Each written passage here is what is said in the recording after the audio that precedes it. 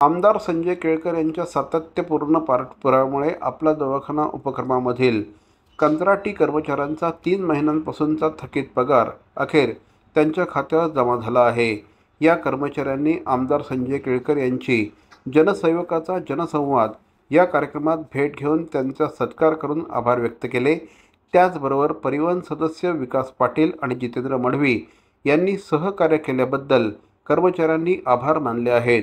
यावेळेस परिवहन सदस्य विकास पाटील, ठाणे जिल्हा हाऊसिंग फेडरेशनचे अध्यक्ष सीताराम राणे, महेश कदम, जितेंद्र मढवी, दत्ता घाडगे, श्रुती महाजन आदी उपस्थित होते।